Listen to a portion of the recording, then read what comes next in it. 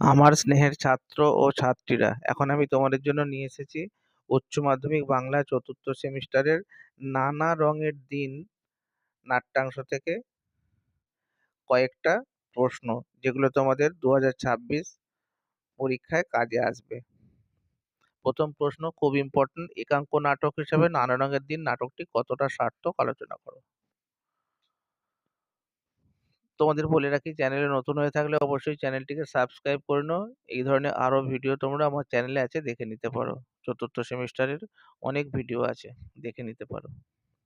একাঙ্ক নাটক বলতে বোঝায় এক দৃশ্যে অভিনয়যোগ্য, দ্রুত সংঘটিত, বাহুল্যবর্জিত এমন এক ধরনের রচনা যার প্রধান বৈশিষ্ট্য তীব্র একমুখিতা, অথচ নাটকের মৌল লক্ষণ অবিকৃত রেখে যাতে প্রচুর স্বাধীনতা গ্রহণের অবকাশ ও অবিকৃত রাখে যাতে প্রচুর স্বাধীনতা গ্রহণের অবকাশ রয়েছে।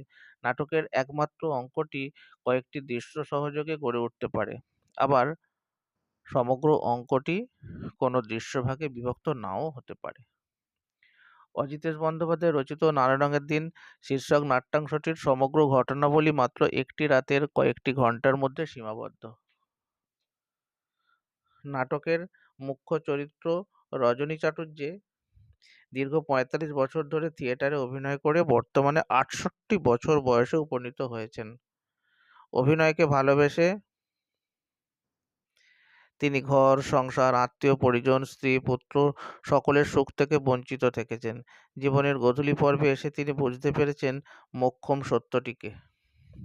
তিনি বুঝতে পেরেছেন অভিনেতা মানে একটা চাকর, একটা জোকার, একটা ক্লাউন। তাঁর কাছে স্পষ্ট হয়েছে থিয়েটারের প্রকৃত রূপচিত্র। যারা বলে নাট্যাভিনয় একটা পবিত্র শিল্প, তারা সব গাধা গাধা। তবে দ্রুত হতাশার মধ্যে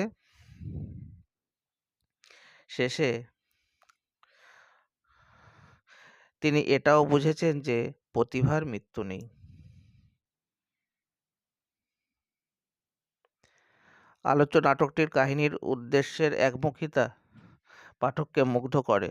আখ্যানের নাটকীয় রহস্য উন্মোচনই নাটকীয় উদ্দেশ্যের একমুখিতা, অথচ সেই সঙ্গে চরিত্রের গভীর একমুখী দ্বন্দ্ব নাটকটিকে উজ্জীবিত করেছে, কারণ দ্বন্দ্বময়তাই নাটকের প্রাণ। ঘটনার একমুখিতা ছাড়াও এখানে সংবদ্ধতা ও ঘটনার বাহুল্য বর্জন লক্ষ্য করা যায়। নাটকটি অত্যন্ত গতিশীল। প্রথম থেকে শেষ পর্যন্ত দর্শক কোথাও ক্লান্তি অনুভবের বা একঘেয়েমিতে আক্রান্ত হওয়ার সুযোগ পান না। এই সব কারণেই আমরা বলতে পারি সার্থক একাঙ্ক নাটকের লক্ষণ বিচারে অজিতেশ বন্দ্যোপাধ্যায়ের নানা রঙের দিনকে একটা রসোত্তীর্ণ ও শিল্পোত্তীর্ণ একাঙ্ক নাটক হিসেবে স্বীকৃতি দিতেই হবে। এই উত্তরটা আমি লিখেছি 2014 সালে। পরের প্রশ্ন: একটা মেয়ে। জানো কালীনাথ, একটা মেয়ে, মেয়েটি কে? রজনীবাবুর জীবনে মেয়েটির প্রভাব আলোচনা করো। উত্তর: পয়সাওয়ালা এবং সম্ভ্রান্ত পরিবারের একটা মেয়ে, যে রজনীবাবুকে আলমগীরের ভূমিকায় অভিনয় করতে দেখে ভালোবেসে ফেলেছিল। বেশ লম্বা, ফর্সা, সুন্দর, চিপচিপে গড়নের সেই মেয়েটির কথা এখানে বলা হয়েছে। মেয়েটি রজনীবাবুকে নতুনভাবে পেতে চেয়েছিল, তাকে বিয়ে করতে চেয়েছিল। তবে শর্ত একটাই, রজনীবাবুকে থিয়েটার ছাড়তে হবে, কারণ সে সময়ে কোনো ভদ্রঘরের মেয়ের পক্ষে একজন থিয়েটার করা লোকের সঙ্গে বৈবাহিক সম্পর্কে আবদ্ধ হওয়া সম্ভব ছিল না।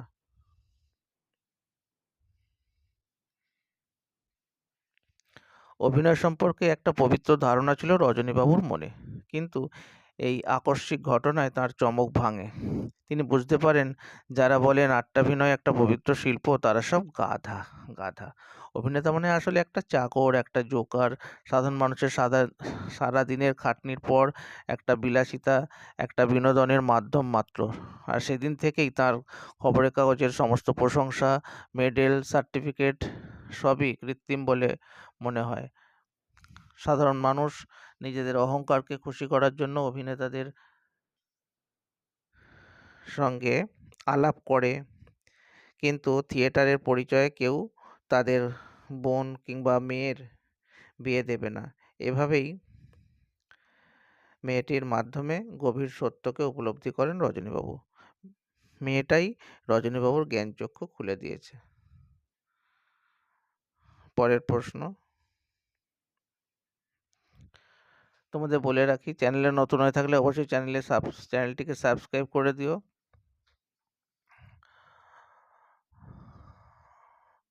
নানা রঙের দিন নাটকে কালীনাথ সেনের ভূমিকা আলোচনা করো বা বিশ্লেষণ করো। অবিস্মরণীয় নট নির্দেশক অজিতেশ বন্দ্যোপাধ্যায়ের একাঙ্ক নাটক নানা রঙের দিন রচনায় কালীনাথ সেন নাট্যদলের পম্পটার পয়রাফলা ময়পট একারো। তার বয়স প্রায় 60। দীর্ঘদিন নাট্যদলের সঙ্গে সংযুক্ত নিরলস কর্মী কালীনাথ এক দিন দরিদ্র মানুষ। রাতে শোবার জায়গা নেই বলে সে লুকিয়ে লুকিয়ে গ্রিন রুমে ঘুমোয়। নাট্যাভিনয়ে মঞ্চাভিনেতা ও মঞ্চকর্মীদের ভূমিকা সমান। অভিনয়কে সার্থক সুন্দর করে তুলতে, মঞ্চায়ন সফল করে তুলতে দর্শকদের চোখের আড়ালে থেকে কাজ করে চলা অক্লান্ত কর্মীদের একজন সে চিরকাল নীরবে উইংসের পাশ থেকে প্রম্পট করে অভিনেতা অভিনেত্রীদের মুখে কথা জোগায়, কিন্তু কখনোই প্রচার বা খ্যাতির আলো পায় না।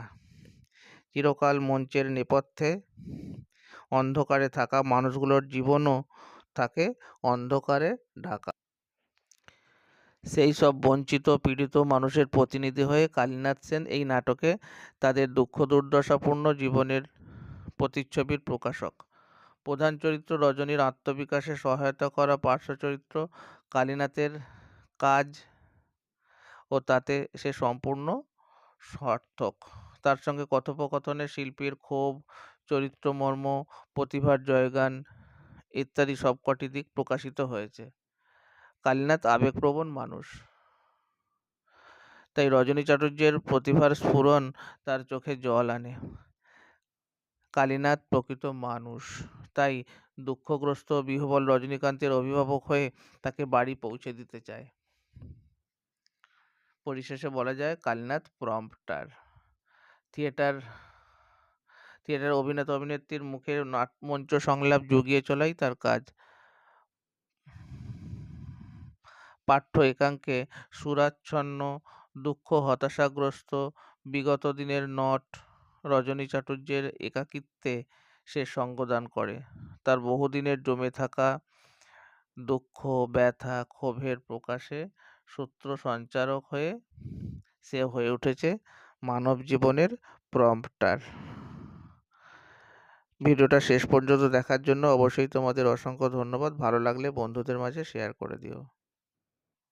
আবার দেখা হবে অন্য কোনো ভিডিওতে।